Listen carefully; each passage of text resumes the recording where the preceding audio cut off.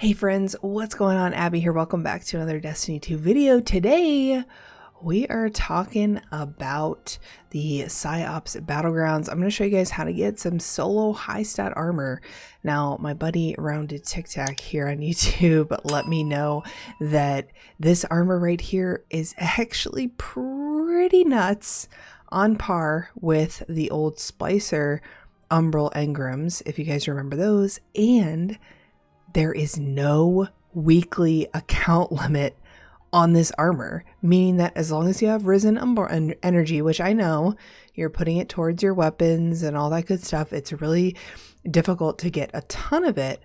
But if high stat is something that you guys are looking for, this is something that you could farm out on different characters, and depending on your upgrades in the war table here, you'll be able to get risen Umbral energy from other sources or potentially more. So let's get into it. In this upgrades table here, you guys have probably been upgrading this for the past couple weeks now. You need insight in order to get these upgrades here on the war table. Now you get insight through completing your seasonal challenges. So each week you're going to have different ones that are going to give you that intel. Now for the most part, it's been our quest progress every week. This week we've got a couple of them that we can do. We can do PsiOps on Legend difficulty, which is not matchmaking unfortunately, and it is 3 players, so you might not be able to get that if you are a solo only player. However, LFG is always an option, but you can also defeat light hoarders in the EDZ. Now I was having a hell of a time trying to get EDZ in the playlist so that I could get this light hoarder, but if you let the timer run out after you're done in the playlist instead of backing out and re-queuing, it'll actually rotate through all of them. So that's just a little tip for you guys. But once you get all the intel from there, then you're going to go into the war table, go to upgrades, and select your upgrades. Now depending on what you've done in previous weeks, you may or may not already have this upgrade, but this is the upgrade you want to get for the armor decoding clearance. It's the first one in the top one, so you may have picked this up on the first week. I did not, however. I went for, I think, this one to get the weapons, and then I've gone all over here, but regardless, this is the one that you're going to want to get. So make sure you guys take advantage of this. Use your Umbral energy to get those high stat armor pieces. And then I would save this deep sight requisition. The first time you decrypt an Umbral engram into a seasonal weapon each week, it's going to have deep sight resonance. I would use that once for your weekly to get your red box, and then the other times possibly get a red box from doing the activity itself. It's a low chance there in order to get your crafted weapons up, or maybe you've been popping your risen Umbral energy in here and you already have your craftable weapons, so you're good. But honestly, I'm going to start pumping all of my risen Umbral energy into here minus the 1 week for my red box. So we're going to do that now. Sorry for the long preamble, but for those of you guys that know what's going on, I'm sure you already got the point of this video, is the high stats. We're going to see how high these stats actually are, how good they actually are. So I'm going to actually pull a chess piece.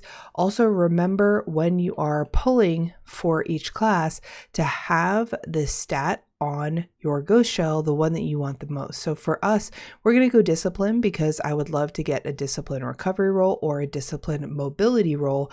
I can't put, if I put recovery on this ghost shell, I can't get mobility and recovery. So I like to put discipline. Also, I have a lot of high intellect recovery pieces from previous seasons when intellect mattered.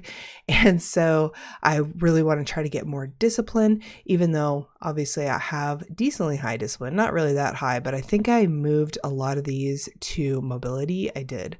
We already have a pretty decent recovery discipline here on my chest, but we're going to go for another roll and see if we can get a better one. We'll put all of our risen Umbral energy basically into here. I just want to see what they come out as, if this is really some juicy high stat.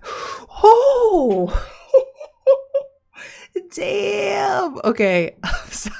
I did not expect it to be this crazy. I really didn't expect it to have a 68. Like, is this just a fluke? I don't know. We're going to check, but that's insane.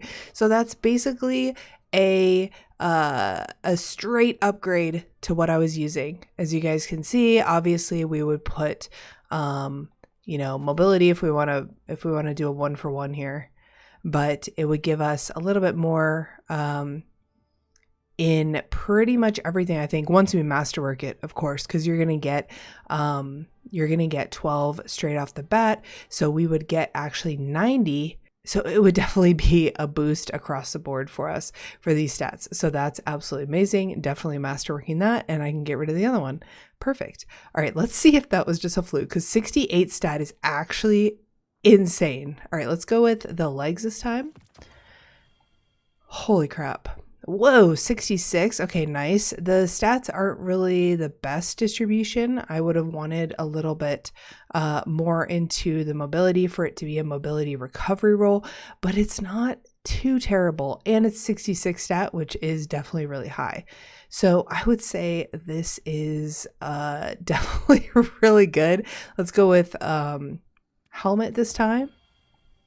Check out the helmet.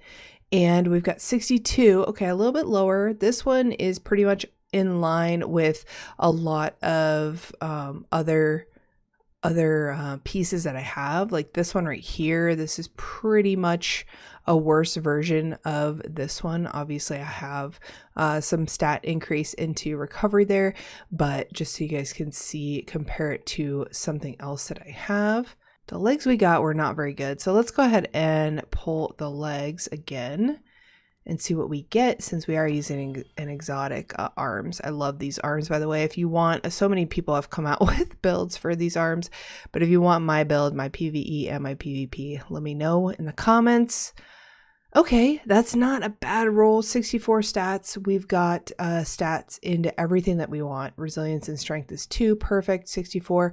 That's not a bad roll. That's probably better than some of my other rolls that I do have masterworked here. Now, some of these are older pieces that I just masterworked, and now I probably wouldn't really use them.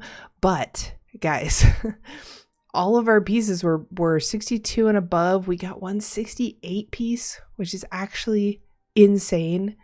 So I would say this is definitely going to be worth it. We're definitely going to masterwork this one. Easy peasy. What do we have here? Solar. So yeah, we're going to masterwork this one and get rid of our other one, most likely, or at least keep it, you know what I mean? But that's awesome. So this is a great way for solar players to get that high stat armor. There is no cap, which is the best thing about it.